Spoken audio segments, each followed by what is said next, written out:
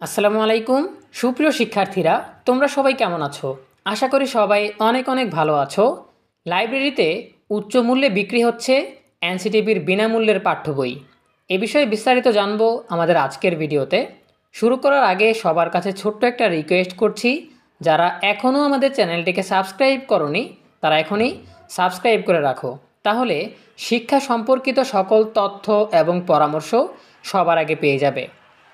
রাজধানীর নীলক্ষেত, বনশ্রী এবং সিদ্ধেশ্বরী স্কুলের আশেপাশের লাইব্রেরি সহ বেশ কয়েকটি জায়গায় উচ্চমূল্যে 2025 সালের শিক্ষাবর্ষের বিভিন্ন শ্রেণীর বই বিক্রি হওয়ার অভিযোগ উঠেছে। অভিভাবকরা চাইলে আলাদা কিংবা বইয়ের সম্পূর্ণ সেট একসাথে কিনতে পারছেন, তবে এর জন্য তাদের গুনতে হচ্ছে মোটা অঙ্কের টাকা। সেট প্রতি 3000 থেকে বিভিন্ন ক্লাসের বইয়ের জন্য মোটা অঙ্কের টাকা গুনতে হচ্ছে অভিভাবকদের। 2025 শিক্ষাবর্ষের প্রথম থেকে নবম দশম শ্রেণীর সব পাঠ্য বই শিক্ষার্থীদের হাতে এখনও সরবরাহ করতে না পারায় বাধ্য হয়ে এসব বই কিনছেন অভিভাবকরা। তাদের দাবি, বছর শুরু হওয়ার সাথে সাথে পুরোদমে ক্লাস পরীক্ষাও শুরু হয়েছে, কিন্তু বই না থাকায় শিক্ষার্থীদের শিক্ষা কার্যক্রমে ব্যাঘাত ঘটছে। সেটা নিরসনে বিভিন্ন লাইব্রেরি থেকে তারা বই কিনছেন। বেশ কয়েকজন লাইব্রেরি মালিকের ভাষ্য, চাহিদা থাকায় নতুন বছরের বই বিক্রি করতেন তারা। বিভিন্ন প্রেস থেকে বইয়ের কপি সংগ্রহ করে বিক্রি করছেন তারা। অনেকে আবার মূল বইয়ের ফটোকপি প্রিন্ট করে বিক্রি করছেন। ফলে সব ক্লাসের বিনামূল্যের পাঠ্য বই পাওয়া যাচ্ছে রাজধানীর বিভিন্ন লাইব্রেরিতে।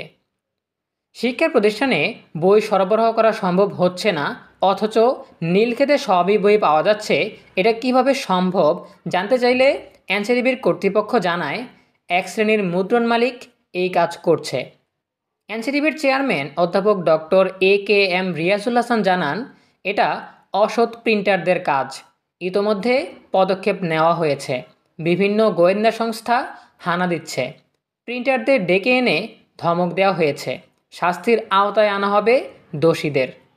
এদিকে গত সোমবার 13 জানুয়ারি শিক্ষা উপদেষ্টা ওয়াহিদুদ্দিন মাহমুদ বলেন, আগামী ফেব্রুয়ারি মাসের মধ্যে শিক্ষার্থীদের সব বই দেওয়া সম্ভব হবে। প্রিয় শিক্ষার্থীরা, এই ছিল আমাদের হাতে থাকা সর্বশেষ তথ্য। এই বিষয়ে তোমাদের নিজস্ব মতামত জানাতে পারো কমেন্টে। দেখা হবে পরবর্তী আপডেট নিয়ে নতুন কোনো ভিডিওতে। সেই পর্যন্ত তোমরা সবাই ভালো থাকো, সুস্থ থাকো, নিরাপদে থাকো এবং সবসময় ইএনইউবির সাথেই থাকো। তোমাদের সকলের জন্য রইল অনেক অনেক শুভকামনা। ধন্যবাদ সবাইকে।